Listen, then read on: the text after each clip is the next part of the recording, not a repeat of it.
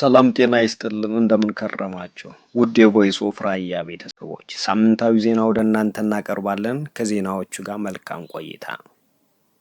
እናትህን ገለው አብሮ ያፋልጉሃል የሚባሉት የትህነግ ኃይሎች የማንነት ለውጥ የማይታዩባቸው ከጫካ አውሬ ሆነው ወጥተው አውሬነታቸውን እያስቀጠሉ የሚገኙ የስብሃት ነጋ ስብስብ የአንዱን የሰው ሞት ደመከልብ አድርገው ለነሱ ሐሳብ የሚወግን የከበርቴ ማዕረግ በመጫን የሚታወቁት ስለ ነጻነቱ ስለ ህዝቡ አብዝቶ በመሟገት የሚታወቀው ፈንቅል በመባል የሚታወቀው የማነ ደመከልብ አድርገው በሬሳው ሲሳለቁበት ሳምንታዊ አዲስ ምስሎች ተንቀሳቃሽ ሆነው ሲታዩ ታይተዋል። ከደም ጋር ቁርኝነት ያላቸው በወጣት ደም ዘራቸው የሚያስወጡ የነስብሃት ነገድ በሐሳብ የሚበልጣቸውና ደፍሮ የሚሞግታቸው ሰው ሲመለከቱ እንደ ወባ በሽታ የሚያንቀጠቅጣቸው ከወንበራቸው ላይ የተሰፉ ለምን ድክመታችን ተናገረብን፣ ለምን ሰኛው ቅና ባልሰጠነው ሚዲያ ለምን ወጥቶ ተናገረ በሚል ተልካሻ ምክንያት በቀየው አፈር ጭቃ አብኩቶ ባደገበት ቤቱ በር ላይ በአሰቃቂ ሁኔታ ገድለው ከጣሉት በኋላ ሬሳው ላይ ሲሳለቁበት እንደነበር ይታወቃል።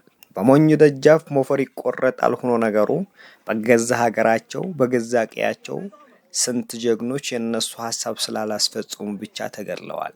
በወቅቱ በማህበራዊ ሚዲያ የነስብሃት ነጋ ነገድ የማነ የሞቱን ሁኔታ ሲሳለቁበትና ሲቀልዱበት የነበረው ቪዲዮ ወደ እናንተ እንጋብዛችሁ። ውድ የቮይስ ኦፍ ራያ ቤተሰቦች፣ በቀጣይ በሌላ ዜና እስክንገናኝ ቸር እንሰንበት። ይህ ቮይስ ኦፍ ራያ ነው፣ የራዮች ድምጽ። very easy simple not complex ምንም ኮምፕሌክስ የሆነ ጉዳይ አይደለም። ስለዚህ ያደረጉት ነገር ነው። ከዛ ደግሞ ያውቁበታል፣ ራሳቸውን ገድለው ያውቁበታል። ኢያሱ በረሃ ባላማጣ ገድለው በመርዝ አድርገው ወይኔ ኢያሱ በረሃ ታጋይ ብለው ቀብረዋል፣ ሐውልት ሰርተዋል። ኪረስ አለማየን ገድለዋል፣ ሀየሎ ማርያን ገድለዋል፣ ሐውልት ይሰራሉ። ሰዓረ ከመሞቱ በፊት የባንዳ ልጅ አማራ ሰዓረ መኮንን ይመር ወለዬ ወደ ትግራይ የሚሄድ መንገድ ዘጋ። ከአብይ ሆኖ የትግራይ ህዝብ ሊጨርስ ይያሉ ነበር። ከሞተ በኋላስ ሬሳ ስጡን፣ አማራ ትግራይን ገደለ፣ ጨፈጨፈ። የነሱ ስራ ያውቅበታል። አይናቸውን በጨው አጥበው አንተን ገድለው ያለቅሳሉ። የሃጫሉ ያደረጉትም እንደዚህ ነው። በ16 ዓመት ነው ማሰር የጀመረችው ህወሓት። ከአምቦ ገና ሳይነሳ 5 ዓመት ነው የታሰረው፣ የተሰቃየው፣ የተገረፈው። እነዘራ ያስገደው የሃጫሉ ዘፈን ለምን በቲቪ ኦሮሚያ ቲቪ ተላለፈ ብለው በሚዲያ ኮንፈረንስ 2010 ላይ የተናገሩት ታስታውሳለህ? በየትኛው ሂሳብ ነው አሁን እነዚህ ሰዎች ስለ ሃጫሉ የሚያስቡ? የህወሓት አክቲቪስቶች ምን እያሉ ይጻፉ ነበር ስለ ሃጫሉ? እነ ዳንኤል ብርሃኑ፣ እነ ሰናይት መብራቱ እና ሀብቶም በረ ምን እያሉ ይጻፉ ነበር? አሁንስ ፕሮፋይላቸው አረቁ የሃጫሉ። ስለዚህ ይህ የሴራ ፖለቲካ ነው፣ ማንንም የሚያውቀው ሆን ተብሎ። ምክንያቱም አንድ ልምድ አላቸው፣ ብሔር በማጋጨት ነው 27 ዓመት የቆዩት እኮ። ስለዚህ እነሱ ብቸኛ አማራጭ ምንድነው?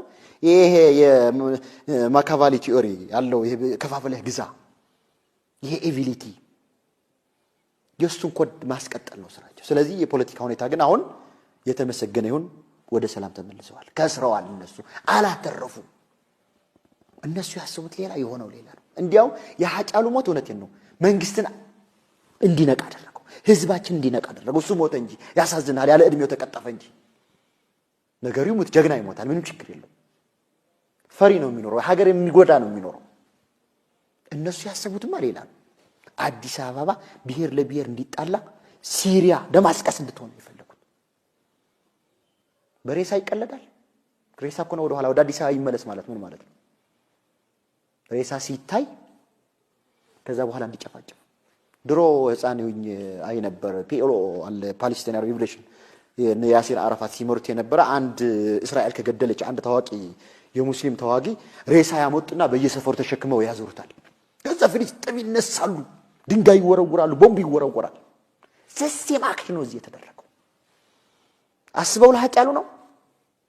የሃጫሉ ሬሳ እዚህ በማምጣት ፍትህ አገኘ ማለት ነው። ሃጫሉ ራቆቱን አውጥተህ ፎቶ ማንሳት ምን ማለት? የኢትዮጵያን ስነ ምግባር ነው፣ የኢትዮጵያን ባህል ነው። የሞተ ሰው ከክብር አለው አጥበተ ገንዞ ይቀመጣል።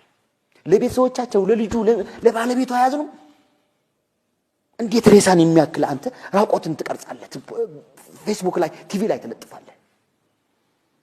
እነዚህ ሰዎች ከኢትዮጵያ ስነ ምግባር ከኢትዮጵያን ባህል ከአባቶቻችን ወግ ያፈነገጡ ናቸው።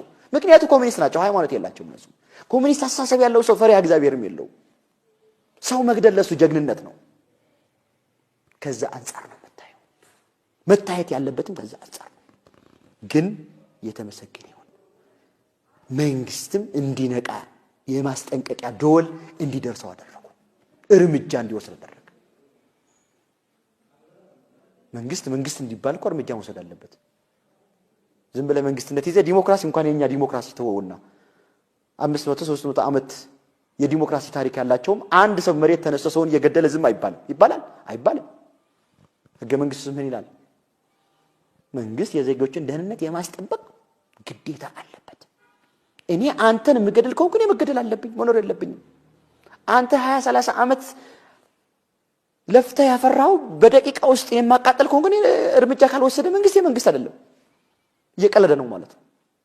ማን ነው የሚበልጠው? አስፋልት ላይ ወጥቶ የሚበጠብጥ ነው በሰላም ቁጭ ብሎ የሚኖር ማን ነው የሚበልጠው? እስኪ ባላንስ እናድርግ።